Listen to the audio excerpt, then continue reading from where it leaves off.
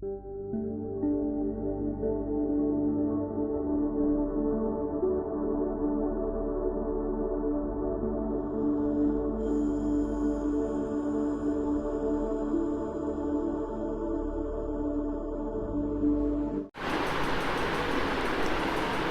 जी, class 10 exercise 13.1 question number 3। Exercise 13.1 ਦੇ ਵਿੱਚ ਸਾਰੇ क्वेश्चन एरिया ਦੇ ਨੇ, ठीक है। ਸਾਰਿਆਂ 'ਚ एरिया ਦਾ फार्मूला ਲਾਣਾ है। देखो स्टेटमेंट ਦੇ ਵਿੱਚ मैं हर एक ਦੇ ਵਿੱਚ ਦੱਸ ਵੀ ਦਿੰਨੀ ਆ। फर्स्ट ਆਪਾਂ ਕੀਤਾ ਸੀ ਉਹਦੇ 'ਚ ਸੀਗਾ find the surface area of cuboid. Second 'ਚ ਕੀਤਾ ਸੀ find the inner surface area of the vessel. Third दे विच है find total surface area of toy. Fourth which है find the surface area of solid. Fifth which भी find the surface area of remaining solid.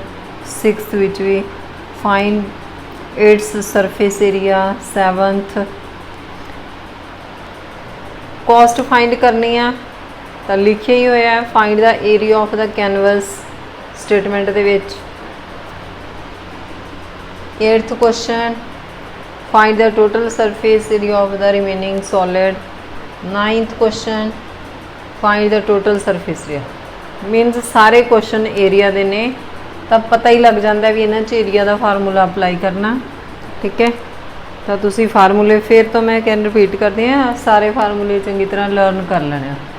तो question number 3, a toy is in the form of a cone of radius 3.5 centimeter mounted on a hemisphere of a same radius. The total height of the toy is 15.5 centimeter. Find the total surface area of the toy। लिखिया total होया, हुण total किवें find करना वो देख लो। ये नहीं भी तुसीं चक के टोटल सरफेस एरिया के फार्मूले ला देने हैं, ठीक है। A toy is in the form of a cone. Cone बनया होया, ये बनया होया कोन, ठीक है। Form of a cone of radius 3.5। ਇਹਦਾ ਜਿਹੜਾ रेडियस है वो हैगा 3.5 सेंटीमीटर। माउंटेड ऑन हैमीस्फेयर, ਇਹਦੇ ਉੱਪਰ ਇਹਦਾ ਹੈਮੀਸਫੇਅਰ ਬਣਿਆ ਹੋਇਆ। ਇਹਦਾ भी रेडियस कितना हो गया 3.5। तो इधर भी ਇਹਦਾ रेडियस कितना होगा 3.5। Total height of the toy, हुण इस क्वेश्चन दे विच भी टोटल हाइट मीनस हैमीस्फेयर ते कोन दी मिला के total height 15.5 centimetre. Find the total surface area of toy. हम टोटल सरफेस एरिया की हो, एक तो कोन का कर्वड सरफेस एरिया होगा, ठीक है, साइडों का, तो एक जो हैमीस्फेयर है यदा आउटर सरफेस एरिया होगा। तो यदा आप हैमीस्फेयर का लवेंगे 2πr², तो कोन का कर्वड सरफेस एरिया लगूगा πrl। हम टोटल लिखा है, टोटल मतलब कि पूरे टॉय का टोटल, ठीक है। तो पंजाबी मीडियम है, एक खिडौना है जोड़ा शंकु आकार का है, ਉਹਦਾ रेडियस है 3.5 सेंटीमीटर। ਉਹਦੇ ਉੱਪਰ अर्ध गोलाकार बनया होया सेम रेडियस का, मतलब कि जिन्ना रेडियस कोन का शंकु का उन्ना ही हैमीस्फेयर का भी है। एंड टोटल हाइट तो टॉय की जी खिडौने की टोटल ऊंचाई है, कुल ऊंचाई वो है 15.5 centimetre. Find the total surface area, तो खिडौने की कुल सतह का खेत्रफल पता करना। तो यह सी स्टेटमेंट तो डायग्राम, तो डायग्राम तुसी ड्रॉ कर लेनी है। तो आप इसका फाइंड पहला की करांगे, ये स्लैंट हाइट नहीं हैगी क्योंकि कोन का जोड़ा कर्वड सरफेस एरिया होंदा वो होंदा πrl। Here is l not given, so first we find l. L means slant height. तो आप इसकी तिरछी ऊंचाई पता करांगे पहला।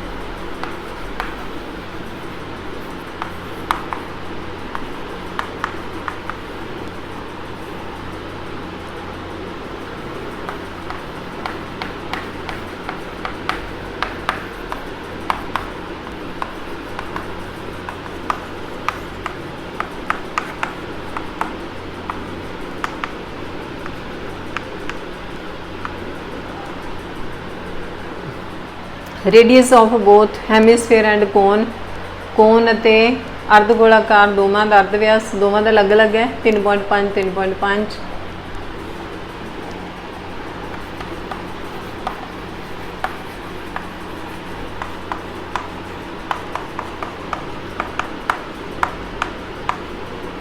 टोटल हाइट ऑफ टॉय खिडौने की कुल ऊंचाई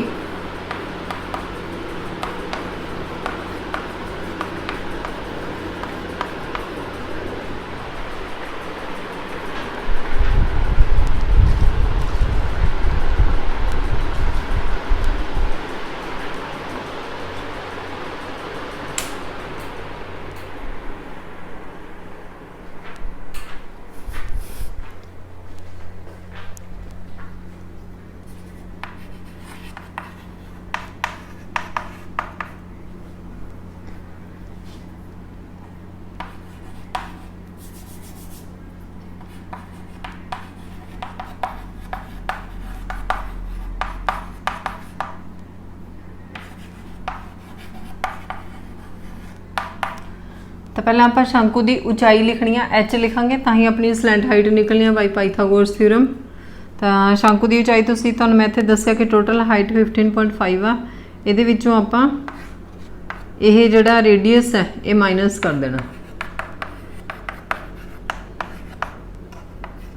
तुसीं भी इत्थे माइनस करके लिख लेना 12 सेंटीमीटर आ जाऊगी। 12.0 भी ला सकते हो तो 12 सेंटीमीटर। हुण आपां फाइंड करनी है दी स्लैंट हाइट तिरछी ऊंचाई।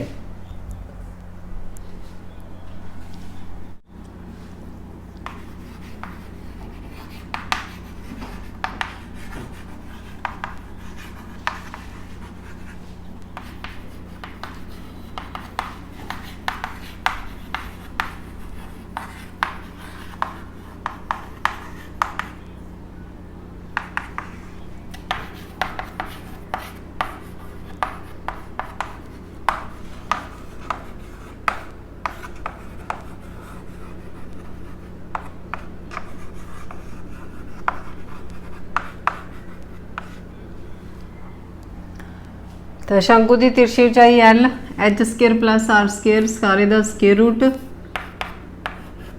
तो बाई पाइथागोरस थ्योरम। हुण आपां हाइट पुट करनी है 12, रेडियस 3.5। देखो 12 नूं 12 नाल मल्टीप्लाई करांगे 144, 3.5 नूं 3.5 नाल मल्टीप्लाई करना तो ये 12.25 आऊगा मल्टीप्लाई करके, तुसीं करके देख सकते हो। ठीक है, तो 144 दे विच 12.25 प्लस करांगे। हुण प्लस जो करने ना 144.0 ला के करना 12.25 तो यह आऊगा 156.25। स्केयर रूट करके आऊगा यदा 12.5 सेंटीमीटर।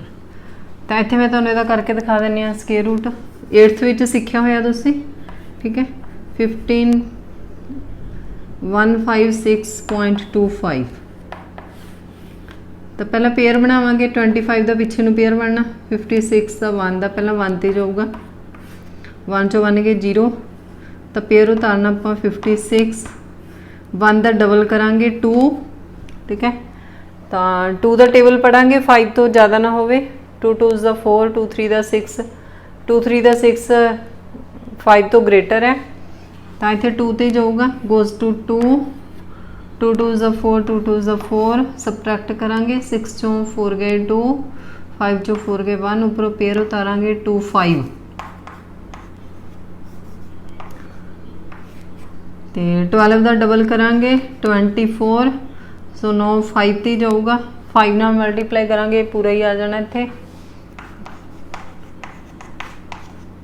तो इसका स्केयर रूट आ जाएगा 12.5 सेंटीमीटर। तो स्लैंट हाइट हो गई। हुण आप टोटल का सरफेस एरिया फाइंड करना।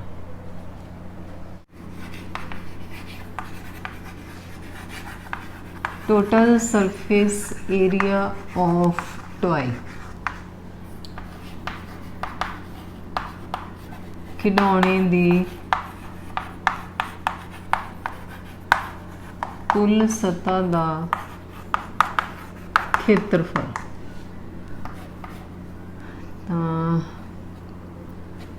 curved surface area of hemisphere plus curved surface area of cone।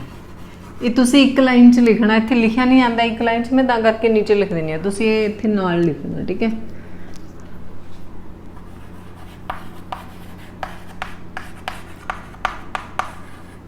अर्ध गोलाकार दी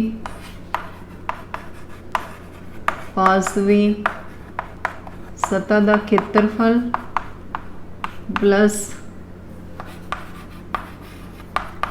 शंकु की पासवी सतह का खेत्रफल। तुसी कॉमन नहीं पाने, तुसी पूरा लिखना इत्थे नाल लिख ही देने, नहीं तो तुसी भी कॉमन ही पा देने हैं। हुण आपां इन्हां दे फार्मूले लिखते हैं। हेमीस्फेयर का फार्मूला हुंदा कर्वड सरफेस एरिया 2πr²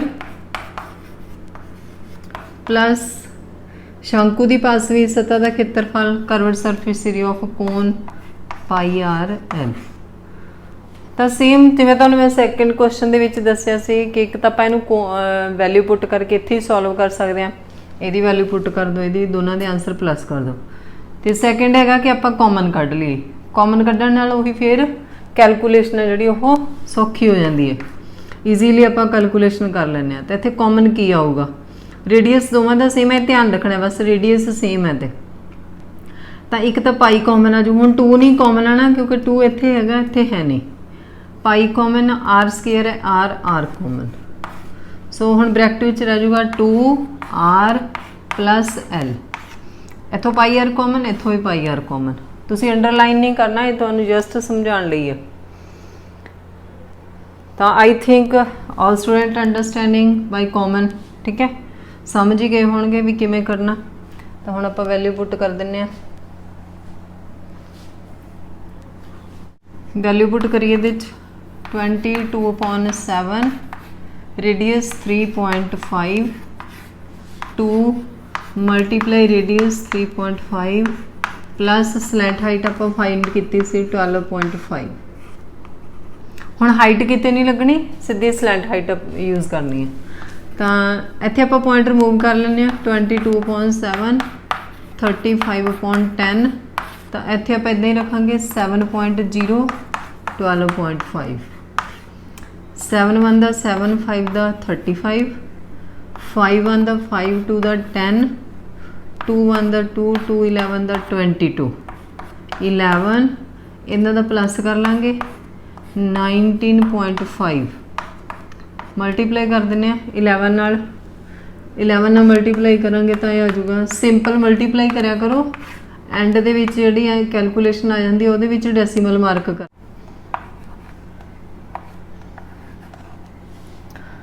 तो आ जाऊगा 214.5 सेंटीमीटर², क्योंकि एरिया इसलिए सारिਆਂ ਦੇ ਵਿੱਚ एंड च आंसर ਦੇ ਨਾਲ लाना सेंटीमीटर²।